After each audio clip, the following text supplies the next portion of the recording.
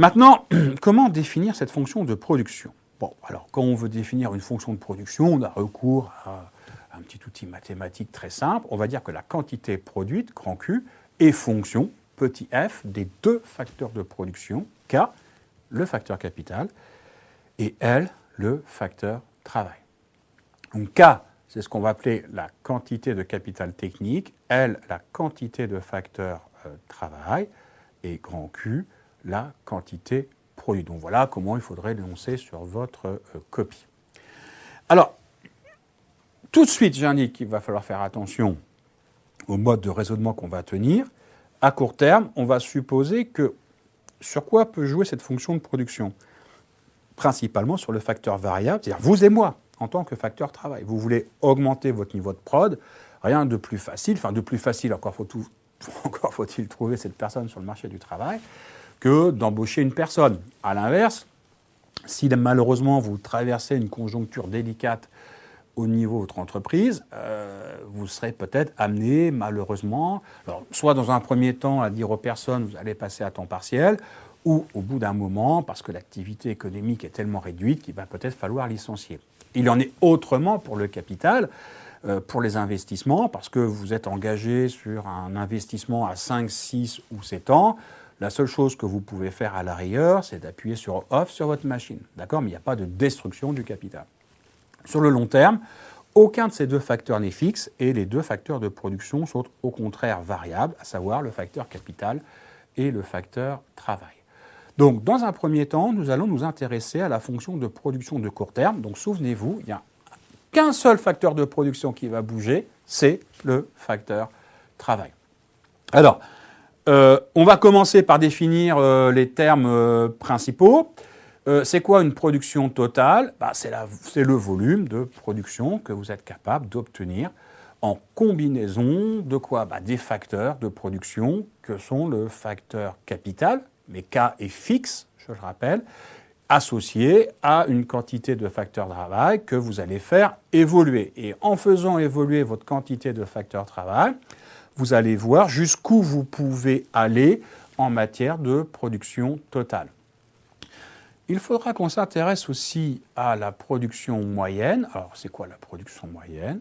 C'est quand vous allez rapporter votre production totale au nombre d'unités de travail utilisées pour réaliser cette production totale. Donc, c'est exemple le nombre de travailleurs, mais ça peut être aussi le nombre d'heures nécessaires pour produire un bien. Et puis, il y a la production où on l'appelle aussi, je préfère ce terme, la productivité marginale. C'est le volume produit par la dernière unité de travail utilisée. Donc là, on va passer maintenant à un exemple numérique et ultérieurement, nous regarderons la construction graphique associée pour mieux appréhender les liens qui existent d'ailleurs entre ces trois items. Alors, exemple numérique, là encore, issu de votre cours Contalia. Je pense que c'est important de faire lien entre le cours et la vidéo. Voilà, donc ici, première colonne, qu'est-ce qu'on fait? On va faire évoluer la quantité de facteurs travail utilisés au sein de votre entreprise. On va l'appeler A, cette quantité de travail. Donc, on va passer de 0 à 1. Considérons que ceci correspondrait à des embauches. Vous allez embaucher, au début, vous n'avez personne. Bon, la production associée, c'est rien. Voilà, vous n'avez personne pour produire, donc vous ne produisez rien, donc quantité produite totale, 0. Donc la production moyenne, 0 en quelque sorte. Bon. Vous embauchez une première personne, et là, la production totale, elle va augmenter. Elle va donc passer de 0 à 8. La production moyenne, c'est égal à quoi? C'est la production totale divisée par la quantité de facteurs travail associés. Combien avez-vous de personnes dans l'entreprise? Une personne. Donc la production moyenne, c'est X sur A, donc c'est 8 sur 1, ça vous donne 8. Supposons que ce soit des euros, par exemple. La production marginale, qu'on appelle aussi la productivité marginale, c'est la variation de la quantité produite par rapport à la variation de la quantité de facteurs travail. Vous êtes passé de rien à une personne qui bosse dans votre entreprise. En termes de production, vous êtes passé de rien à 8 quantités produites. Eh bien, la productivité marginale, c'est 8. D'accord? Et ainsi de suite. Alors, je continue simplement à la deuxième étape. Vous embauchez une personne supplémentaire. Donc la quantité de facteurs de travail utilisés passe de 1 à 2. Votre production, elle augmente, elle passe de 8 à 24. La production moyenne, c'est 24 sur 2, ce qui vous donne 12. Et la production marginale, vous êtes passé de 8 à 24. Donc la production marginale, ou si vous voulez la productivité marginale associée, c'est donc 16. Et ainsi de suite. Alors, nous verrons sur le graphique, mais je m'attarde quelques instants sur le tableau, il y a des points remarquables. Il y en a notamment un, que vous voyez déjà, en tout cas je l'espère, c'est quand vous passez de 7 à 8 en termes de quantité de facteurs travail utilisés. Qu'est-ce que vous remarquez? C'est que la production totale reste absolument identique. Ça veut donc dire, de manière associée, que la production marginale est égale à 0.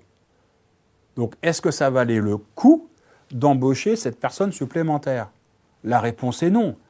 On pourrait dire concrètement que le coût marginal associé va être plus élevé que votre recette marginale, parce que cette personne va bien falloir la payer. Or, est-ce qu'elle vous permet de dégager un chiffre d'affaires supplémentaire? Est-ce qu'elle vous permet de produire des quantités supplémentaires? La réponse est non. Donc, il faut surtout arrêter d'augmenter la quantité de facteurs travail utilisés. Alors, vous avez ici le graphique. Donc, on représente les différents niveaux de production. Commençons par la production globale ou la production totale. Et le point que j'ai évoqué à l'instant, là, le fameux niveau de 47, correspond ici au point S sur votre graphique. C'est-à-dire que ça correspond à un niveau de production max qui correspond à un niveau de 47. Et regardez, ça correspond ici donc au point P3, c'est-à-dire à un niveau où la productivité marginale est égale à 0. Alors, il y a d'autres points qui apparaissent sur ce graphique, notamment le point P1. C'est-à-dire que jusqu'au point P1, les rendements sont dits croissants. C'est que la quantité produite au sein de votre entreprise augmente plus rapidement en quelque sorte que la quantité de travail utilisée pour produire vos biens. Et à partir du point P1, on a une productivité marginale qui est décroissante. Qu'en est-il pour la productivité moyenne? Son niveau maximum correspond au point P2, donc autrement dit entre 2 et 3 quantités de travail utilisées. D'accord? Et à partir de ce point P2, la productivité moyenne va en quelque sorte diminuer. D'accord? Donc voilà ce qu'il faut retenir, s'il vous plaît, de l'évolution de cette fonction de production. Et je vous demande naturellement d'y associer les valeurs du tableau vu à la slide précédente.